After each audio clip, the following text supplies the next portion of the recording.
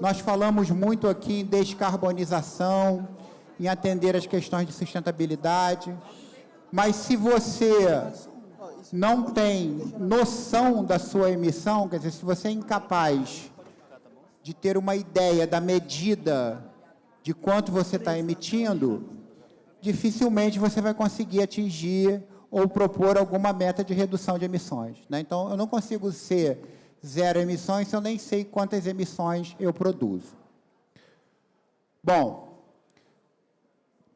o Fred já fez aí a introdução, né? Eu sou o professor Márcio D'Agosto, eu sou professor lá do Programa de Engenharia de Transporte da COP, o FRJ. Também sou presidente do Instituto Brasileiro de Transporte Sustentável e com o professor Lino Marujo, nós coordenamos o PLVB, que é o Programa de Logística Verde Brasil. Hoje, na parte da manhã, tivemos aqui o 4º workshop, onde apresentamos 8 casos, né, de descarbonização do transporte pesado, casos da prática. Então, tudo que foi discutido hoje, que vocês ouviram aqui, o Programa de Logística Verde Brasil, que conta hoje com 55 empresas membros, 60% transportadores e 40% embarcadores, ele faz na prática. Faz, aplica e mede, tá? Então, o programa é um programa, efetivamente, de apoio à descarbonização e às práticas ESG na logística, não é no transporte, é na logística. O que é um inventário de emissões? Alguém pode me dizer? Alguém aqui que está na plateia sabe o que é um inventário de emissões e já fez o inventário de emissões? Poderia levantar a mão? Ninguém sabe o que é e ninguém nunca fez um inventário de emissões na vida? Não? Bom, então isso é interessante porque vocês vão ter muita utilidade nessa apresentação, porque vocês não fizeram, é a primeira vez que vocês vão estar considerando isso aqui comigo. Bom, inventário de emissões para nós aqui, basicamente, é inventário de gases de efeito estufa, né? O que nós estamos falando aqui é de produzir um inventário de gases de efeito estufa. Quais são os benefícios, né? Basicamente, a gente está falando de que, em algum momento, nós vamos ter que cumprir exigências legais, né? Então, se hoje ainda não é obrigatório, futuramente será, certamente será. Então, se você começar a ter essa visão agora, provavelmente vai ser mais fácil para você no futuro. Você será capaz de identificar fontes de emissões e saber quais são as principais. Então, você diz assim, vocês ouviram aqui antes, né? Não, nós estamos usando gás natural, nós estamos usando caminhões elétricos. Mas vocês estão usando aonde? Qual o impacto disso? Você colocou essas tecnologias nas melhores posições da sua operação? Se você não tem um inventário, você não sabe responder essas perguntas. Estabelecimento de metas, foi o que eu comecei a falar com vocês, né? Às vezes você diz assim, eu preciso emagrecer. Mas quanto você pesa? Não sei, mas eu tenho que emagrecer. Bom, fica difícil, né? Monitoramento e melhoria contínua, então, eu preciso ter o acompanhamento, né? Até para dizer quanto tempo eu vou demorar para chegar onde eu quero. E redução de custos. Porque, na verdade, vocês ouviram muito aqui que novas tecnologias, né, práticas ambientais, elas introduzem custos. Calma aí. Pode ser que você tenha que fazer investimentos iniciais altos e diferentes do que você fazia, mas investimento não é custo. Então, você consegue avaliar isso de uma forma razoável e isso, de fato, vai se transformar num custo maior? Você consegue avaliar também com o inventário. Bom, nós podemos fazer inventários nacionais, então nós lá na universidade fazemos. O Brasil, quando se compromete a reduzir emissões de gases de efeito estufa, alguém fez o cálculo do inventário. Nós lá somos os responsáveis pelo cálculo das emissões nacionais de transporte. E, portanto, podemos sinalizar para o país quais as potenciais metas de redução de emissões. Você pode fazer inventário subnacional, quer dizer, o Estado de São Paulo tem um inventário periódico. Todo ano, a CETESB faz um inventário e publica. É subnacional, estadual. Podia ser município, podia ser uma região. Você tem o inventário corporativo, e aí a gente está chegando, provavelmente, mais perto de vocês, porque corporativo é da empresa. E inventário de instalações ou de operações, por exemplo, do seu armazém, de uma determinada operação de transporte que você faz, tá? Então, primeira questão é, que inventário nós estamos falando aqui? Não estamos falando de inventário nacional nem de subnacional, nós estamos falando de inventários do corporativo para baixo, porque o inventário para a logística, que está dentro de uma realidade empresarial.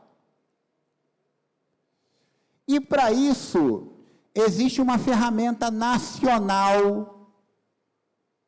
Então, ela é a ferramenta oficial e nacional que deve ser usada. Chama-se GHG Protocol, Protocolo de Gases de Efeito Estufa. O que eu quero dizer com isso? O que eu quero dizer com isso, e vocês vão ver aqui alguns exemplos interessantes, é que, por favor, atentem para usar a ferramenta correta. Por quê? Porque o dia que nós tivermos, por exemplo, um mercado de carbono definido, alguma auditoria vai perguntar, como você fez seu inventário? Ah, eu usei a ferramenta do seu João, e tinha que usar o GHG Protocol. Ah, eu usei o software da NASA que a montadora que vende meu veículo me deu, e tinha que usar o GHG Protocol. Entende o que eu estou falando? E isso é uma função do PLVB? Qual é essa função? Abrir os olhos dos membros, para dizer assim, você tem que ser capaz de argumentar com quem fornece coisas para você, em cima do conhecimento que nós estamos colocando na cabeça de vocês. E o GHG Protocol, então, divide essas emissões em 3 escopos, 1, 2 e 3.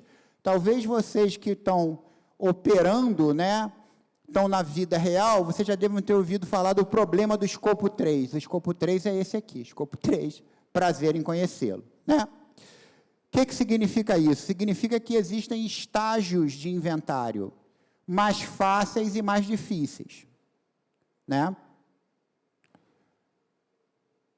Eis os escopos, né? Então, tudo que corresponde à emissão direta é escopo 1. Se você é um transportador, se você tem frota própria, teu ativo no teu nome, na tua propriedade, escopo 1. Por exemplo. Operação própria, armazenagem, escopo 1. Escopo 2, uso de energia comprada, energia elétrica. Isso, ponto. Tá? Escopo 3, todas as outras fontes. Então, você já percebeu que se você é um transportador e um embarcador te contrata, você é escopo qual? Do embarcador 3.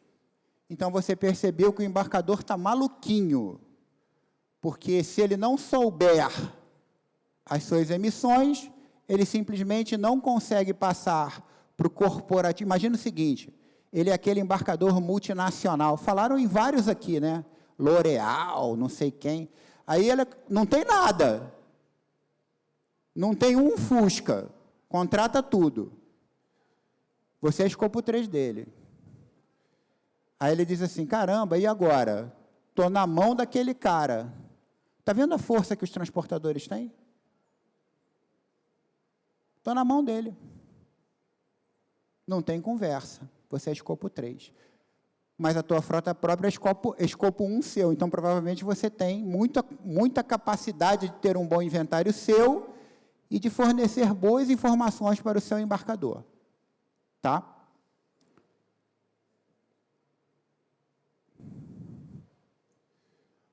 Os escopos ajudam a planejar, calcular e relatar, né? Então, na verdade, para cada um daqueles escopos, você vai ter que trabalhar a questão do mapeamento dos atores-chaves e da delimitação. Acabei de falar aqui, a gente tem um slide daqui a pouco que vai mostrar, né, a cadeia, o que é 1, o que é 2 e o que é 3 no processo, tá? A partir daí, você vai poder fazer a verificação, tratamento dos dados coletados. Então, você tem que ter coleta de dados. Isso é um item importante, a gente vai ver daqui a pouco. Cálculo das emissões, que é a coisa mais fácil que tem. Cálculo das emissões, gente, é a coisa mais fácil que tem. Não vamos desmistificar isso. Quando a gente começou o programa de Logística Verde Brasil em 2016, a neurose de todo mundo era qual a metodologia de cálculo. Sabe qual é a metodologia de cálculo? É a lei da física. Não tem discussão. Né? Queima um negócio, emite uma fração. Pronto. Não é? Você aprendeu o 2º grau, né? Tinha física, tinha química. É isso, não tem mistério. O mistério está em outro lugar, que a gente vai ver. Né? E depois o relato. E o relato é importante, e discutimos isso hoje de manhã no PLVB, e eu vou mostrar para vocês aqui por que o relato é importante. Olha só, o transportador, escopo 1, frota própria, escopo 2, eletricidade comprada, escopo 3, frota não própria. Então, você é um transportador, tem 500 caminhões e tem 600 agregados, os 600 agregados são escopo 3. Tá? E você vai ser escopo 3 do operador logístico e vocês todos vão ser escopo 3 do embarcador. Então, o embarcador está lá na ponta, né, da cadeia. Ele é que deve estar muito preocupado em que essas coisas todas funcionem bem. E deveria ajudar todos vocês a que as coisas funcionem bem. E lá no PLVB a gente faz isso. Por quê? Porque no PLVB senta ArcelorMittal e 3 transportadoras dele. Todos são membros. Todos pagam a mesma anuidade, então ninguém manda mais que o outro. Então, ele diz assim, vamos combinar o que a gente vai fazer? Vamos. O que você quer fazer? Ser net zero daqui a 10 anos? Então, eu sou escopo 3 de você. Como é que a gente vai fazer isso? Como é que a gente vai botar as tecnologias, em que locais, que boas práticas a gente vai ter, como que a gente vai atender você, quem banca o quê? Se falou em financiamento aqui, aberto, bom, beleza, quem entra com que parte? Eu financio o caminhão, você financia a recarga, né? E a gente vai caminhar nesse sentido, vai ter um retorno daqui a tanto tempo, isso tudo é discutido no programa. Bom, limites, né? Então, por exemplo, quando você fala do planejamento, você fala do controle operacional, que é o relato obrigatório, da participação societária, que é um relato adicional, e, normalmente, você está trabalhando em território nacional. Então, você é uma transportadora ou embarcador que opera no Brasil, então você vai fazer o inventário, a princípio, de toda a tua operação nacional. Você vai ter o controle operacional, né, das tuas atividades sendo descrito no inventário, e possivelmente você vai ter que considerar todos os que fazem parte da sua sociedade, se você for capital aberto, dentro do processo. Os limites operacionais vão estar classificando operações de escopo 1, 2 e 3, e, na verdade, quando a gente vai trabalhar em inventário de logística, a gente trabalha com uma coisa chamada categoria de serviço de transporte, que normalmente a gente divide em operação de transferência, coleta, distribuição ou uma combinação dessas. Então, normalmente em logística, você vai ter que considerar a cadeia toda, como está esse desenho aí, que é o supply chain completo, e você possivelmente vai ter que fazer contabilizações segmentadas por categoria de serviço de transporte, onde transferência normalmente é uma viagem mais longa de 1 para 1, coleta e distribuição é aquela operação que você sai de um ponto, vai entregar ou vai coletar em outro e retorna. Tá? Ou uma combinação disso. Por que isso é necessário? Por que isso é necessário? Porque eu falei para vocês que o GHG Protocol existe, então ela é uma ferramenta nacional para inventário corporativo. Então, você é uma empresa, então você é uma corporação. Então, você tem um inventário corporativo teu. Mas, dentro da sua empresa, você tem diferentes operações logísticas? Tenho. Então, você vai ter que compor o inventário corporativo de diferentes segmentos de operações logísticas. Para isso, existe uma norma ISO. Provavelmente, se você não está no PLVB, você nunca ouviu falar que existe uma norma ISO para inventário de emissões logísticas, mas existe, está ali, ó. ISO FDIS 14083. Tá? É uma norma que provavelmente virará uma BNT. Essa norma veio de 2 documentos chamados GLEC Framework. Tá? Passou, nós temos um documento do PLVB, que é o Guia de Inventário de Emissões, então nós já cumprimos a norma. E a norma ISO diz para mim alguns detalhes importantes. Primeiro que inventariar operações logísticas devem ser divididas em categorias de serviço de transporte. Segundo, que eu devo ter cuidado de inventariar a cadeia completa, mesmo que ela seja de escopo diferente. Por exemplo, eu sou um transportador de navegação de cabotagem, caso que nós tivemos hoje de manhã. Uma operadora de navegação de cabotagem atende o embarcador, tem uma frota própria de navios e combinações de empurradores com balsas dela. Então, toda queima de óleo combustível ou diesel oriundo da operação marítima é escopo qual? Qual? 1. Porém, para que o produto chegue e saia da embarcação, ele contrata uma transportadora para fazer isso. Rodoviária é escopo 3. São escopos diferentes, mas quando eu faço a conta, eu preciso considerar a cadeia toda, porque a norma manda. E declarar isso separado. Entende? É isso. Se eu comparo com uma operação do transporte rodoviário, então eu fiz lá, ó, estou vindo do Espírito Santo para Santa Catarina, caminhão, navio para Santa Catarina, do porto para a fábrica, caminhão, versus via direto de caminhão. O via direto de caminhão, o caminhão vem trazendo produto siderúrgico. Operação dedicada. Ele vem cheio e volta vazio. Eu vou contabilizar só a ida e a volta ou só a volta? Fala para mim. Ida e volta, porque a norma diz que é round trip, ou seja, viagem redonda. Não é porque eu quero, não é porque o governo quer, é porque a norma fala isso. E se depois você for se candidatar a um crédito de carbono, o Bureau Veritas vai chegar para você e vai dizer assim, cara, cadê? Me dá conta aqui. Como é que faz? Assim, beleza, ok, está seguindo. Não está errado, faz de novo que você não tem direito, não. Tá? Então, funciona mais ou menos desse tipo. Por que eu tenho que fazer inventário, né? Porque quando eu queimo combustível, eu gero emissão atmosférica. Saúde. Se eu tivesse no mundo perfeito, eu geraria combustão completa ali, né? Mundo perfeito, H2O, CO2, nitrogênio que entrou e saiu. No mundo real, eu gero um pupurri de venenos ali que saem do cano de descarga, dos quais nós estamos contabilizando aqui, gente, o inventário nosso é só de gás de efeito estufa, CO2, óxido nitroso e metano.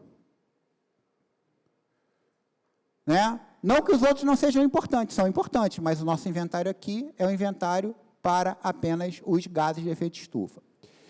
E aí, quando você olha o perfil das emissões de gases de efeito estufa brasileiros ao longo do tempo, você vai ver que CO2, canto superior esquerdo, né?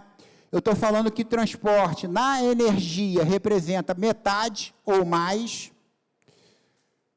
Quando eu estou falando de metano, de 5% a 10%, e quando eu estou falando de óxido nitroso, de 40% a 60%. Então, o transporte que está dentro do segmento de energia no inventário nacional, ele é um grande contribuinte de CO2 e de óxido nitroso. Então, eu preciso fazer inventário de transporte.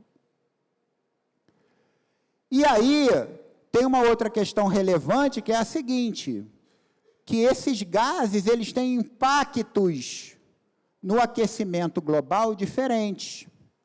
O inventário considera isso, né? 1 quilo de metano equivale a 28 quilos de dióxido de carbono. 1 quilo de óxido nitroso equivale a 265 quilos de dióxido de carbono. Então, existe uma equivalência. Por isso que você já deve ter visto no inventário que eu tenho inventário de CO2 e inventário de CO2E, de equivalente. Isso é um outro problema, porque as pessoas fazem uma mistura enorme. Elas, às vezes, não sabem o que elas estão fazendo. Então, presta atenção para quando você fizer a conta, você ter exatamente o valor, se ele é de fato só o CO2, ou se ele é o CO2 e os outros gases de efeito estufa, devidamente calibrados pelo GWP, Global Warming Potential, né, o potencial de aquecimento global diferenciado. Qual é a vantagem de usar o GHG Protocol? Que ele vai fazer essa conta para você internamente, tá? Importante, ele faz internamente, mas você tem que saber que ele faz. Ele não é um negócio mágico que você coloca os dados e sai um negócio que você vai dizer assim, eu acredito nisso. Não. Você tem que saber como é que é feito. E aí, por que é importante você ter esse conhecimento? Porque existem situações que são situações que simplesmente eu me defronto nas empresas membros do PLVB e digo assim, não, isso não está acontecendo. Não está acontecendo. Por quê? Porque o cara diz assim, eu fiz meu inventário, está aqui. Aí o global dele, que é lá da Europa, diz assim, não, mas o fator está errado. Não, não está. Está sim. Não, o fator do diesel é esse. Não, mas aqui eu tenho 14% de biodiesel. Não acredito. Não, não acredito. Como assim, cara? Não, não é possível. Tem um sistema no caminhão que faz a conta. Não, cara, mas está calibrado para o diesel da Alemanha, que não tem biodiesel. Outro dia tinha uma empresa que fazia... Aí ele foi lá no posto, falou assim, me dá a nota fiscal. E tem mesmo biodiesel? Tem, cara, estou falando para você, cara, que tem biodiesel. Pode ser bom, pode ser ruim, mas tem. Né? Como tem etanol na gasolina. Então, a gente precisa ter esse cuidado. Quer dizer, o inventário tem que ser feito por aqui, com a ferramenta daqui. E aí, lá no PLVB, a gente fornece para as empresas, né, a partir do GHG, os fatores de emissão. Então, vejam só, fator de emissão não se discute, o fator é esse. O fator é esse, não se discute. Eu vou discutir outra coisa, vou discutir uma coisa aqui com vocês agora. Ó. O que eu vou discutir com vocês? Eu vou discutir, por exemplo, que o sistema que está embarcado no caminhão que você comprou tem um fator de emissão de 2,65 quilos de CO2 por litro de diesel, porque esse é um fator da Alemanha.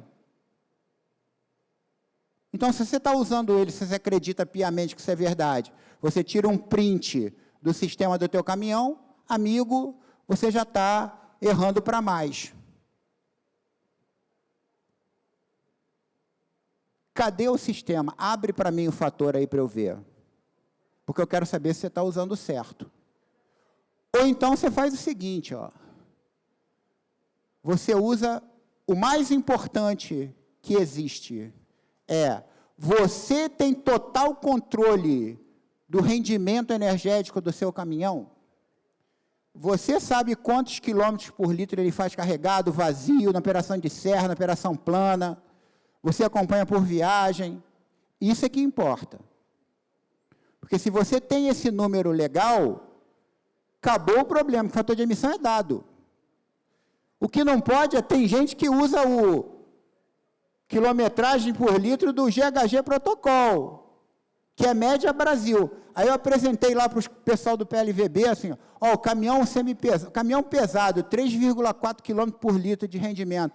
Aí um transportador, isso tem uns 4, 5 anos. Professor, onde é que vende? Eu quero comprar 500 caminhões desse, porque o meu faz 2. Se faz 3,4, eu quero comprar 500 caminhões agora. Por quê? Porque olha aqui o perfil, gente, a realidade é outra, né? Ó, Ó, bebida na Serra, 1,8, bebida no Plano, 2,3, cegonheira, 2,6, sem carga, 3 km por litro. E esse número você tem que ter, teu. Não pode acreditar no sistema. O sistema, ele está calibrado para outra coisa, tá? E aí a conta é simples, Rodrigo. Vou deixar para você aí, esse slide fica para vocês aí distribuir para o pessoal. É um caminho simples, ó. O que eu preciso ter de informação importante é isso aqui, ó. A distância, o rendimento.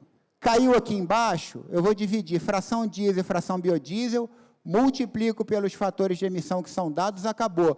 Por que eu divido em fração diesel e fração biodiesel? Porque o biodiesel é o tal do biogênico. Então, eu tenho que declarar ele separado. Eu declaro, mas declaro separado. Tá? Serve para todos os tipos de veículo, né? Então, se eu estou falando de veículo com motor diesel, veículo com motor ciclo-Otto a gasolina, né? Veículos, quando você tem, por exemplo, a gás natural, que foi muito falado aqui, a etanol hidratado. Então, aí tem, vamos dizer, a metodologia de cálculo simples que você faz, o inventário faz esse cálculo. Isso você precisa saber, para não acreditar na planilha. A planilha existe, te ajuda, mas você tem que saber qual é a sistemática da planilha para você poder trabalhar.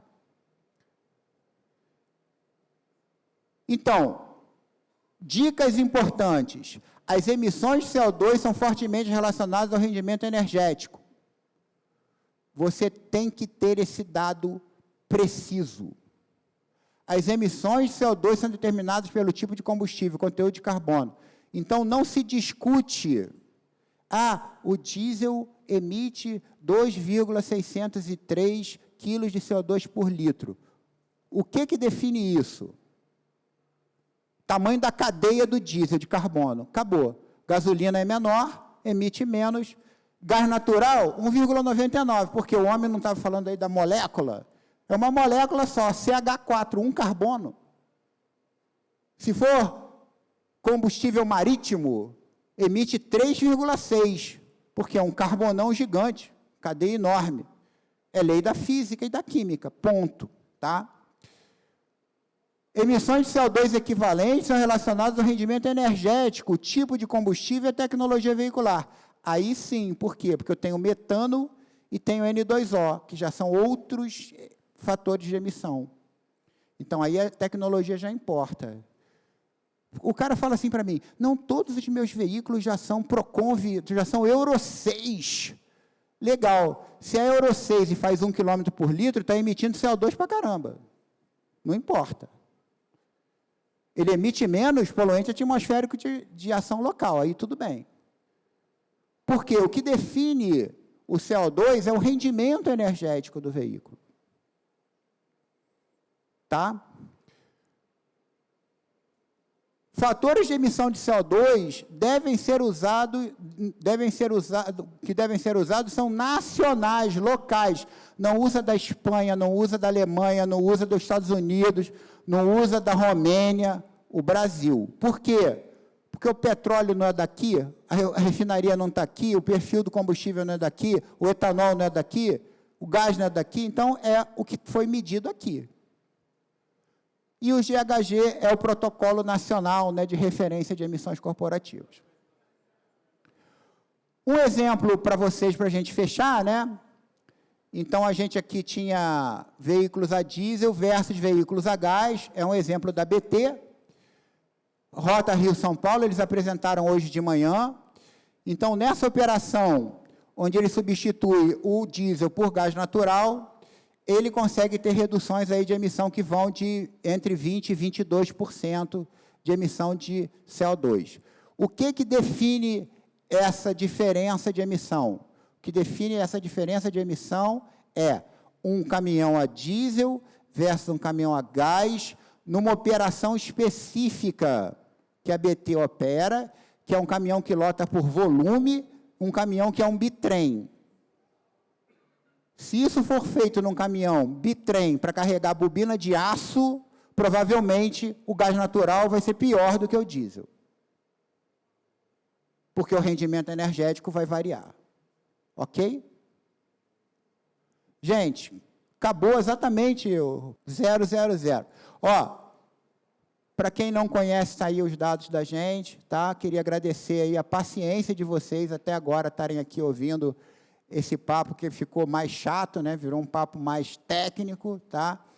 Mas muito obrigado e estamos à disposição. Que precisarem, é só procurar a gente. Sim. Obrigado. Eu tenho uma dúvida. Eu queria saber se também os fatores de emissão eles vão se diferenciar de acordo com se é Scania, Volvo, ou isso não tem nada a ver? Se for de dióxido de carbono, o fator de emissão que define ele é a qualidade do combustível. O que é qualidade? É diesel produzido no Brasil, então ele tem um determinado tamanho de cadeia definido pelo refino dele, e ele tem um fator de emissão publicado pela Agência Nacional do Petróleo, pelo Ministério de Minas e Energia, 2,603 kg de CO2 por litro de diesel. Ponto. Então, por exemplo, se é motor Volvo, se é motor Scania, se é motor Volks, isso não vai...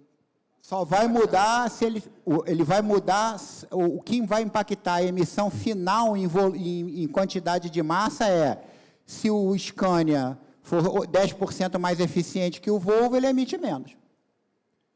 Mas não é o fator de emissão do combustível, não é. Não, estou falando isso porque, assim, lá na operação, eu sou investidor de uma startup, e essa startup, ela desenvolveu uma metodologia onde ela consegue saber o quanto cada veículo automotor leve emite em termos de dióxido de carbono. Então, a gente usa lá marca, modelo, motor e uma série de outras informações veículo a veículo.